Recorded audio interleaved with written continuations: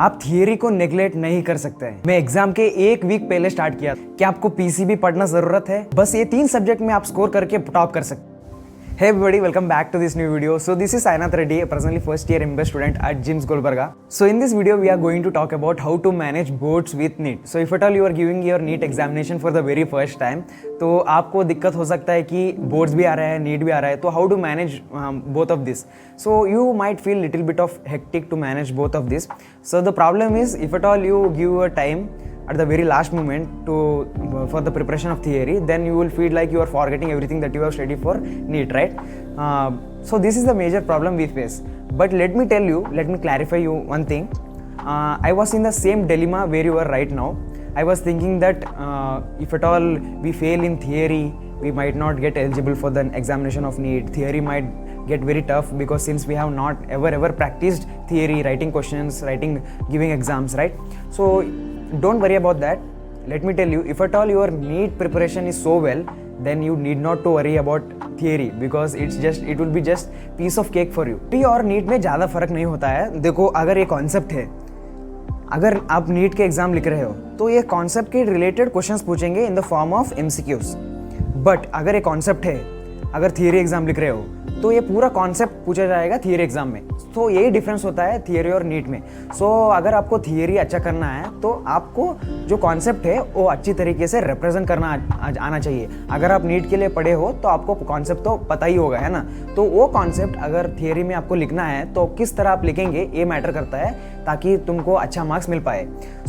चलो, आपको अच्छी तरीके से समझाने के लिए मैं सब्जेक्ट वाइज बात करते हैं बायोलॉजी, फिजिक्स और केमिस्ट्री के बारे में. देखो, अगर आपका नीट का प्रिपरेशन सही चल रहा है तो आप इस सब्जेक्ट को छोड़ सकते हो. बस आप प्रीवियस ईयर एसपीआर वो बुक्स रहते हैं ना, जो प्रीवियस ईयर के रिलेटेड हैंडबुक रहते हैं, उसको उठाओ और देखो कि किस तरह क्वेश्चन आने वाले हैं. तो फ्रीक्वेंटली किस ईयर में किस टाइप के क्वेश्चन ज़्यादा पूछे गए हैं वो सब देख लो. उसके बाद जस्ट बंद कर दो और साइड में रख दो. अब आता है मेन सब्जेक्ट, वो है मैथमेटिक्स. तो मैथमेटिक्स आपको क्या करना है, ये सब्जेक्ट बहुत ही इंपॉर्टेंट होता है क्योंकि जो इंडिविजुअल सब्जेक्ट होते हैं ना वो ज़्यादा अपने परसेंटेज को कंट्रीब्यूट करते हैं ना. तो आपको इंडिविजुअल सब्जेक्ट में परफॉर्मेंस अच्छा करना है. तो मैथ्स के लिए आपको क्या करना है, देखो मेरा एक्सपीरियंस बताता हूँ मैथ्स के बारे में. शायद दो वीक पहले मेरा एक कॉलेज में एग्ज़ाम हुआ था, प्रिपरेटरी एग्ज़ाम बोल के. तो उस एग्ज़ाम में मेरा मार्क्स आए थे 27 आउट ऑफ 100. तब मेरा जब रिजल्ट आया तो मैं पूरा परेशान हो गया. बस 2 वीक बचे हैं और मेरा 27 आउट ऑफ 100 एटलीस्ट भाई जस्ट पास भी नहीं हो पा रहा हूँ मैं. तो मैं सोचा यार अब तो इसको रगड़ना पड़ेगा. तब मैंने क्या किया, यूट्यूब उठाया और वहाँ पे एक चैनल था, आपको मैं डिस्क्रिप्शन में प्रोवाइड कर दूँगा. उनका चैनल उठाया और सीधा एक एक्सरसाइज के हिसाब से मैंने कंप्लीट करते गया, एक एक्सरसाइज. तब मेरे अंदर थोड़ा कॉन्फिडेंस बढ़ने लगा. देखो, आपको क्या करना है, वो एक्सरसाइज को लिखना है. आपको वो पूरा क्वेश्चन जो एक्सरसाइज में रहेंगे ना उसको आपको लिखना है एक बुक में. तो पूरा लिख दो ताकि तुम एग्जाम के पहले अच्छी तरीके से रिवाइज कर सको. वही क्वेश्चंस आने वाले हैं ऑलमोस्ट. तुम देखो, तुम्हारे जो बुक में होंगे ना वही क्वेश्चंस थियरी में आने वाले हैं. आपको आपके कोई दोस्त भी बताया होगा कि वही आंसर्स आते क्वेश्चंस एग्जाम में आएंगे. तो ये सही बात है, मैंने एक्सपीरियंस किया हुआ है. तो वही क्वेश्चंस आएंगे ऑलमोस्ट.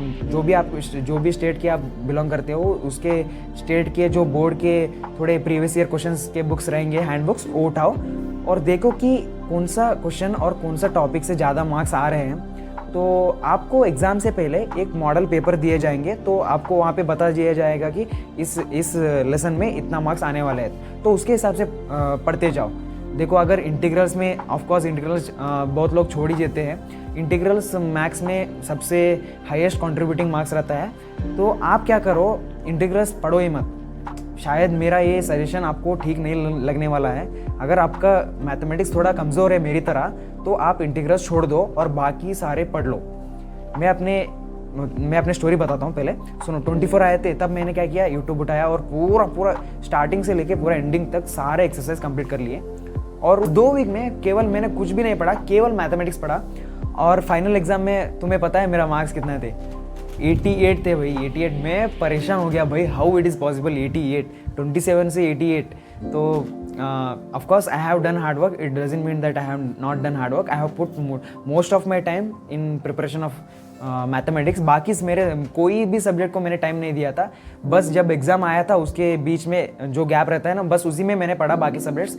बस मैंने मैथमेटिक्स को अब मेरा टाइम दिया। तो आप भी, आपको जिस सब्जेक्ट आपको लग रहा है कि थोड़ा कॉन्फिडेंस नहीं है आपको, इसमें मेरा मार्क्स कम आ सकते हैं, या अगर आप प्रिपरेटरी लिखे होंगे उससे आपको पता चला होगा कि ये सब्जेक्ट मेरा वीक है, तो आप क्या करो, उस पर थोड़ा टाइम दो।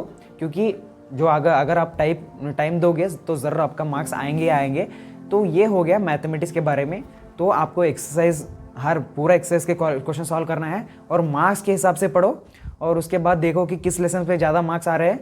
तो थोड़े लेसन जैसे कि इंटीग्रल्स तो बहुत टाइम लेगा और ज़्यादा मार्क्स कंट्रीब्यूटिंग भी है, तो आप उसको छोड़ दो। क्योंकि इंटीग्रल्स तो अगर टफ ही है ना, तो अगर जो बंदा पढ़ेगा भी तो पूरा के पूरा मार्क्स थोड़ी ना ले पाएगा, है ना। तो थोड़ा टफ होता है इंटीग्रल्स, आप उसको छोड़ सकते हो, बाकी सारे पढ़ो, बाकी पूरे पढ़ो।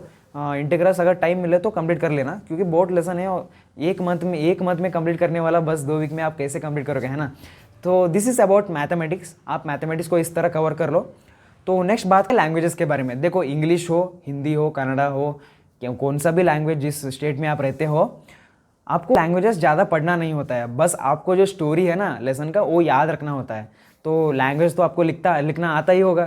तो स्टोरी आपको जिस हिसाब से क्वेश्चंस पूछे जाएंगे उसके हिसाब से आंसर लिख दो। बस आपको बस स्टोरी पता रहना चाहिए। तो आप यूट्यूब रेफर कर, उस रिलेटेड स्टोरीज यूट्यूब में आपको काफ़ी मिल जाएंगे। बस एक बार स्टोरी सुन लो, पोएम हो तो पोएम सुन लो, और उसका अगर पोएम आप वीडियो देख रहे हो तो बाजू में नोट डाउन कर लो उसका मीनिंग क्या है, ताकि तुम नेक्स्ट बार जब रिवाइज करोगे ना तो वो पूरा जो उसका मीनिंग है आपको याद होते जाएगा। तो ऐसा नहीं करो कि पूरा बस वीडियो ही देखते जाओ और बुक बाजू में रख के बस वीडियो देखते जाओ, ऐसा मत करो। साइमल्टेनियसली पूरा अंडरलाइन करते रहो कौन सा पॉइंट इंपॉर्टेंट है। तो मेरे सारे चैनल का लिंक मैं डिस्क्रिप्शन बॉक्स में दे दूंगा। हिंदी, देखो हिंदी के लिए एक वर्कबुक आता है, यहाँ पे साइड में दिख रहा होगा।